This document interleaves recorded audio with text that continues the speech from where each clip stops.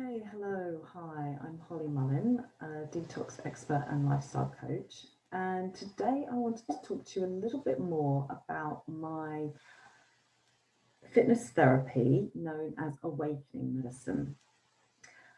Movement and meditation, the innate power behind deep process and prayer, beyond yoga.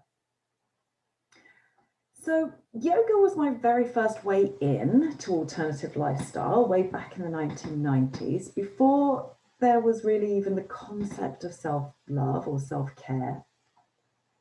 Many of us who were the pioneers of what I'm now referring to as the radical health and healing movement, even then understood the benefits of stop, drop and stretch.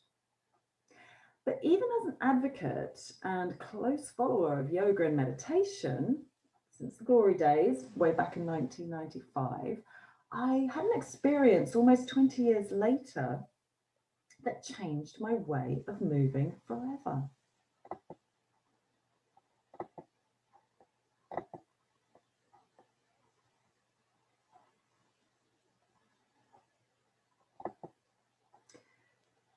Now, yoga is essentially a spiritual discipline based on an extremely subtle science.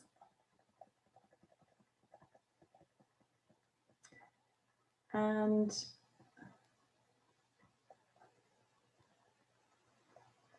has always been about creating strength, awareness, and harmony throughout body and mind. It's actually one of the earliest known personal disciplines, and it's recognized as an art and science of optimal healthy living. The word yoga itself is derived from the Sanskrit root of the word yuj, meaning to join or to yoke, to unite. Yogic scriptures describe the practice of yoga as leading to the union of individual consciousness with that of universal consciousness, indicating a perfect harmony between the mind and body, man and nature. Now, modern science believes everything in the universe is just a manifestation of the same quantum field. And to the man or woman able to experience this subtle oneness of existence is said to be in yoga.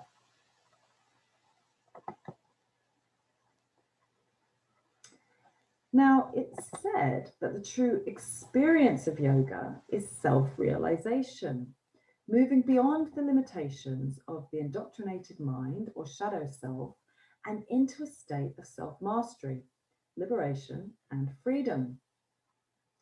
The goal then, if there is one, is to realize this union and to achieve self-mastery and mastery of over our own destiny. Self-mastery is described as the ability to control one's own desires or impulses. It's self-control, self-discipline.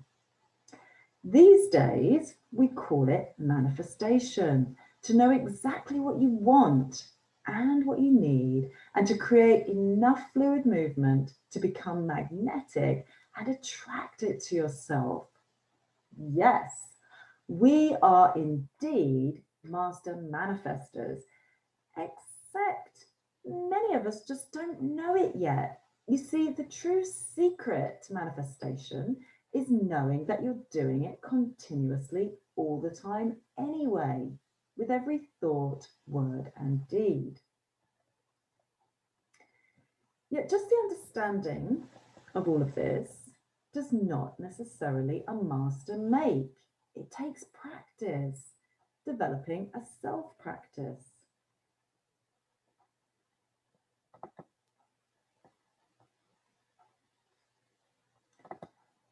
And in my own state of extreme stress, very late one winter's night, about 10 years ago, with life just happening to me beyond my control and in a frozen state of fight or flight, without even an impulse inside me to do anything, not even my own practice, I decided I needed to relax. Now, this yoga nidra was extreme. asking of its students that we should not so much as blink, move a muscle, or even utter a sounded breath. This level of control from an outside source was a breakdown and a breakthrough point for me. Suddenly, my body just went into a natural state of spontaneous shaking. I started to exaggerate it, act it out, kicking and stomping and pounding the floor. I had my first ever adult tantrum right then and there, and I just knew that this was the secret to something. Still as yet, untapped potential. Now, I've never been an advocate of that kind of yoga.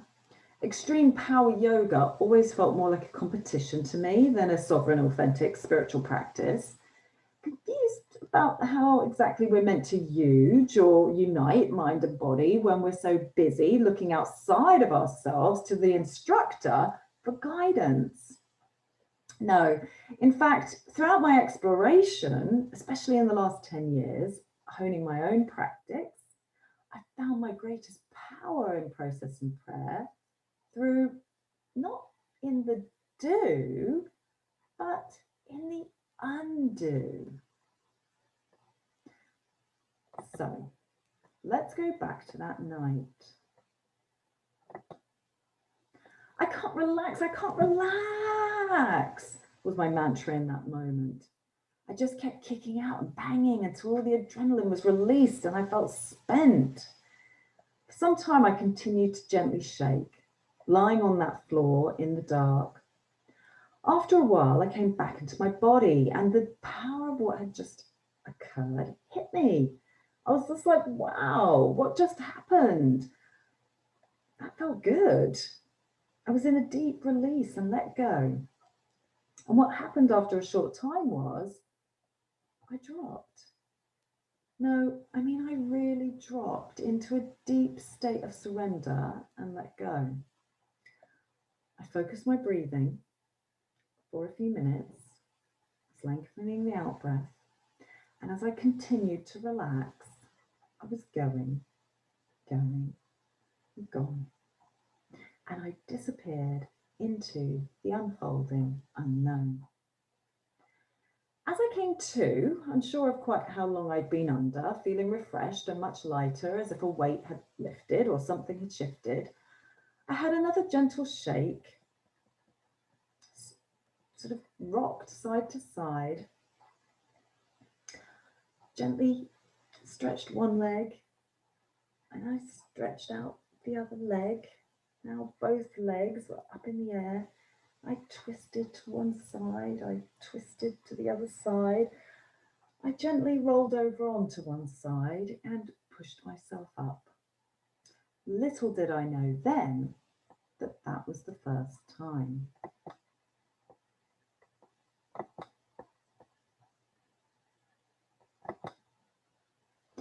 Since then, I've realized that the truest essence of yoga is to find your flow, first finding your center.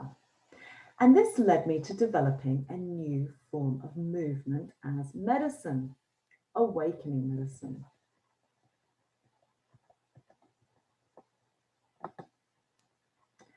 Awakening medicine invites the practitioner into a deep relationship with self through self-love and self-care practices towards self-mastery, listening to your own innate wisdom rather than follow any practice. That night, the essence of yoga was conceived, and in this brilliant spark of life, I felt refreshed, realigned, and renewed. I felt inspired with fresh new ideas suddenly streaming into me and filling the space that the dynamic release had created and left in its wake. At this time, it was little more than just a feeling of relief that I had finally found a simple how-to start finding my way out of the emotional wreck I had found myself in. Therein beginneth the 21-day journey, the gathering of essential tools, both relevant and required for the awakening medicine process to begin. Gather speed and start snowballing me to my greatest health and wealth ever. at that simple stage, all I really knew was I was stressed and I needed to relax. I started seeking out hypnosis, relaxations, and meditations. I found that what I loved about hypnosis was that it could also be a full body relaxation first, helping to release long-term reactive stress patterns, soften my muscles, loosen the bones, realign and create space throughout body and mind. Hypnosis can also help us to learn to surrender to being guided. It focuses the mind out of negative thoughts and helps connect us to the unconscious mind through psychic sleep. Then, the final and most beneficial reason is specific suggestions are then embedded into the brain, into the mind, and reprogram undesired states of mind, moods, feelings, and behaviors, etc. I absolutely love the sound of this. Never had healing seemed so easy to me. And I began understanding the nature of ease versus dis-ease. The difference is finding what feels easy to help create ease. I very quickly racked up many titles. I love to exercise, stop negative thinking, learn to say no, having boundaries, confidence, anxiety, sleep, attract love, abundance, wealth mindset. The list is entirely endless.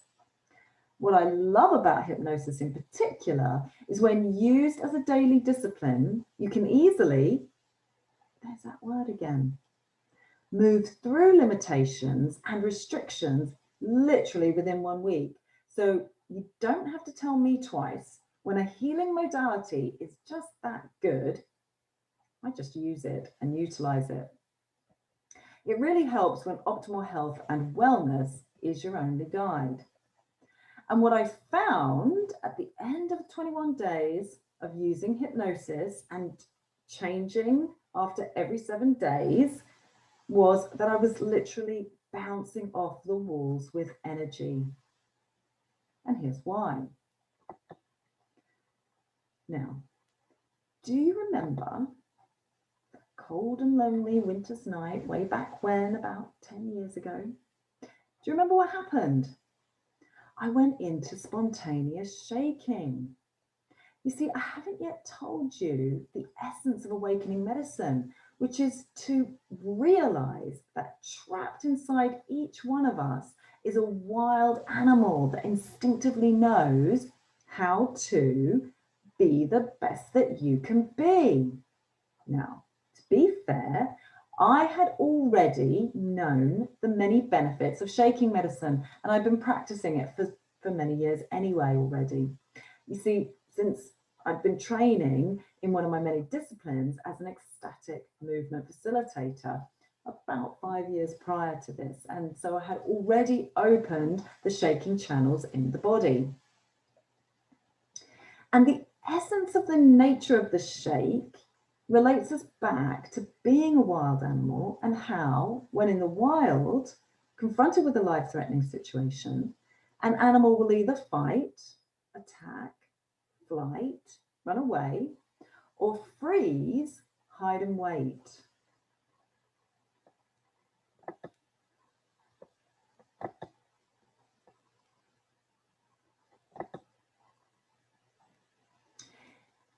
In a fight-flight response, stress chemicals such as adrenaline are secreted into the bloodstream. Blood is forced away from the organs and relaxed organ function is shut down, and all the energy is directed into the muscles which are primed and ready for action. Now, if the animal survives this attack, they will then shake to literally release any remaining stress hormones in the body that are no longer required. And this shaking mechanism also allows the animal to encourage the muscles to relax, open, and soften again. so as not to shut down after being in freeze mode. Now, it may or may not surprise you to know that humans and the human body is meant to behave in much the same way. But when this doesn't happen, which is significantly considered much more the norm, we end up holding and storing the frozen tension instead of letting it go. Now, these adrenalized muscles are then tied down to the bone with connective tissue, eventually often sort of pulling us out of all alignment.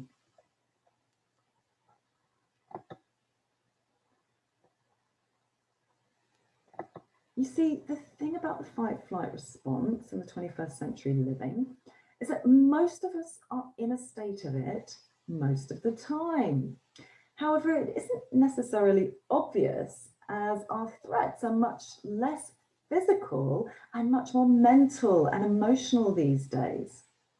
This generally begins when we're very young, again, during the formative years, when we're only just beginning to experience the feelings of lack, depending on how often, how much, and how well our needs are sufficiently met or otherwise. So we begin to shut down physiologically from a very young age, especially, like I've said, in the first cervical vertebrae, also known as the trust center. Having first absorbed, carried, and held on to aspects of our mother's mental, emotional, physical, nutritional, biochemical, and even spiritual stress, or feelings of lack, of there's not enough. This muscular tension then begins to accumulate over time as we begin to realize and accept that it isn't considered appropriate to express our fear and our feelings through sound, shaking, and acting out. So we begin holding the tension in the form of fear and unprocessed adrenaline from a very early age, and this begins the journey of atrophy. Hardening down in the physical body in the form of calcification and narrowing and hardening of the veins and arteries, generally caused by nutritional or medical stress of cut, burn, poison, as well as the atrophy of the muscles due to unprocessed mental and emotional holding patterns where we've forgotten how to let go. As I stated earlier, I was in a stressed state and I really only wanted to relax during this whole process. I literally had no idea of where this process was going. It just felt good to find a way to disappear in the day if I needed to shut down over mental processing. So what happened was definitely unexpected.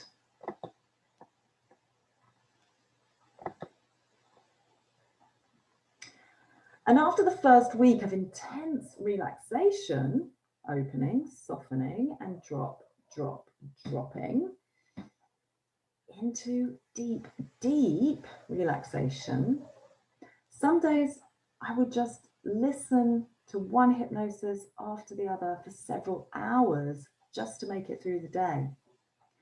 And after that first 7 days of hypnosis, I found myself filling up with an excess energy I'd never really experienced before, and my body wanted to stretch. Oh, this felt good. Like I said, I'd never really had an impulse to want to exercise before. And now suddenly here I was, just wanting to relax, yet my body was now choosing to move. I just went with it and allowed what it was ever there to be witnessed. What surprised me was that I felt free to express through my movement rather than wait for someone to tell me what I was meant to be doing. I didn't even follow my own yoga practice, which had been reduced to a simple routine that bored me at best and something I found myself saying I have to do rather than I want to or even need to do. As I continued over the next few days to experiment with my new Tao, my new way, I found myself using my movement as an opportunity for self-inquiry. So I would start each process by asking, how or what am I feeling? In order to fully feel, so as to act it out, especially in the moments where the movement stalled or simply wasn't in flow. Checking in with the mind for me now and what I discovered during those early awakening moments is generally where the movement comes from.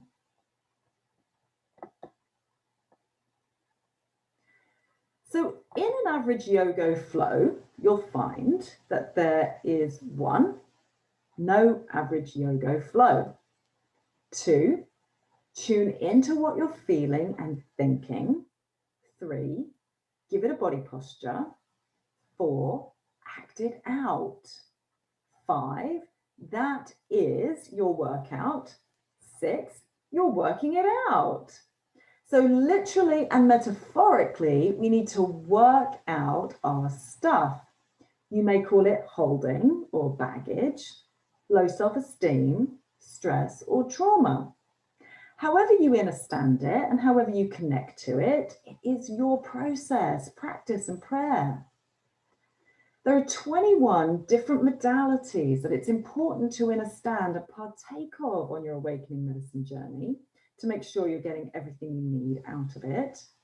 These include, but are not limited to, hypnosis, grounding, self-inquiry, witnessing, the fluids, alignment, detox and diet, etc. So, the first step is to soften, and that's all that is required here. It's relaxation, meditation, shaking, and gentle flowing movement, and a little bit of dance. The second step is stretch, and it's important that you only move into the stretch when you feel the impulse inside you. It may take just 1 week, or it may take a little bit longer. In step 2, you're looking for more dynamic movements, stretches, and repetitions. Again, the awakening medicine process recommends to follow the program, and each day there's a page of information, a little bit of philosophy to read, and an exercise to follow. Then you just stick on your favorite tunes or nature sounds and let yourself go. The whole process of awakening medicine is that it is more than just a form of exercise, get fit or lose weight quick scheme. It's actually a process and your prayer. It's important to always start from where you are and allow your feelings to dictate your movement in order to find your flow and your innate impulse. This way, if the feeling is, I don't want to, allow yourself to go there. Act it out. Roll over, suck your thumb, curl into a ball, into child's pose, comfort rocking, rocking the spine, stretching the neck, massaging the head, etc. From there, you may find that you want to sit up and begin unfolding the unknown through exploring your movement and emotions. You could even ask, how or what am I feeling? The beauty is that when you honor the part of you that says no and holds back, you give it a voice. You witness the holding pattern. You bring the light of illumination to what's there, the feeling of go away and I don't want to, and you naturally move through it. This is the Tao of yoga.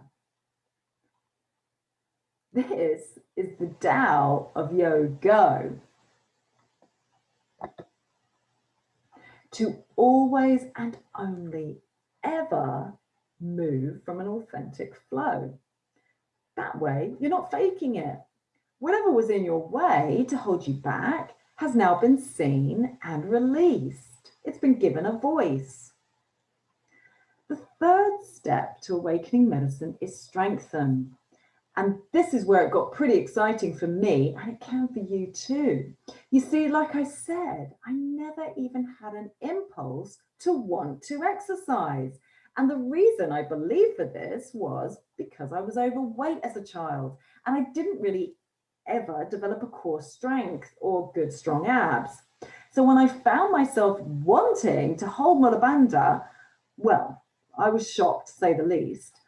I naturally found myself in that final 7 days holding stretches longer, pulling up the pelvic floor, and pulling in the tummy muscles. So where in 15 years of doing yoga alongside many other health-related activities such as Pilates, swimming, Tai Chi, pole fitness, Zumba, and even salsa, I had never began developing core strength until I found my own movement through the collapse, the unwind, and the undo.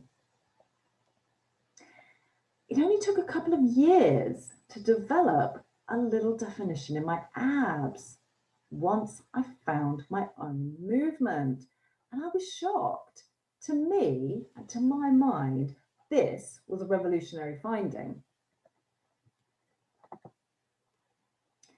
In my accidental experiment, I came to learn that programmed inside each one of us, and under the freeze of stagnation that's acquired in a body over decades of unreleased adrenaline due to extreme fight or flight, reactive holding patterns, and junk food, there is an innate intelligence that knows exactly what, when, where, why, and how to be a radiant specimen of natural wisdom and health.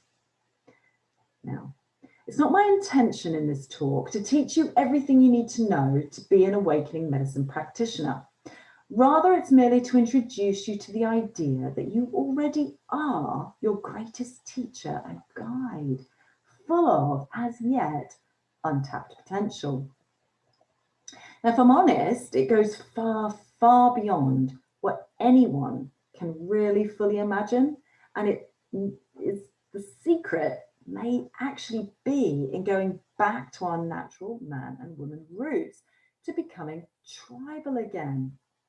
You see, in my experiential state and in my experiential practice, I came to understand that another incredible phenomena inside each one of us that is known as 5D tribal consciousness.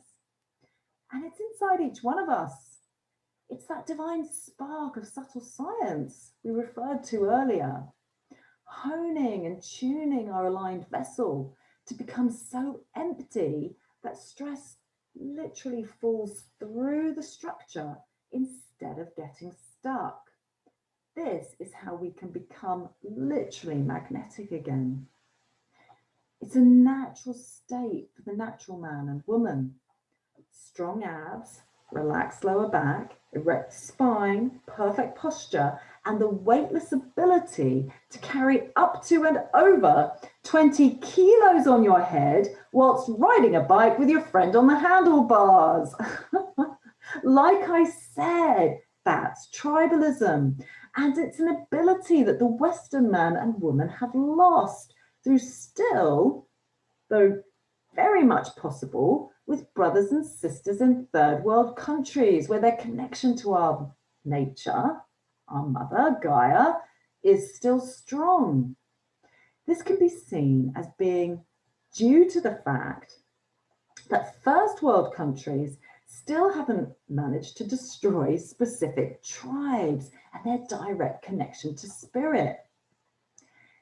This disconnection occurs through forcing modern Western lifestyle of using synthetic pathogens, such as medicines, which gather in the brain and calcify around the pineal gland, shutting off our direct communication with our own consciousness, higher self, and the divine. That simple erect, aligned and centered spine design, which represents and gives birth to our power and strength, is at the root of the essence of meditation, relaxation, awakening, and personal power. And it's how our indigenous nature has been systematically destroyed with the continued introduction of modern conveniences over the past 2,000 years or so. When we create time to deepen our intimate connection to Mother Earth and Father Sky Spirit, a space is created within us. This allows us to remember the importance of nourishing ourselves so deeply that something incredible happens. Our innate, raw, and wild instinct kicks back in. Our body naturally begins to heal. Regeneration occurs. We start anti-aging, youthing even, and are driven with ease towards our best ever health. This is radical health.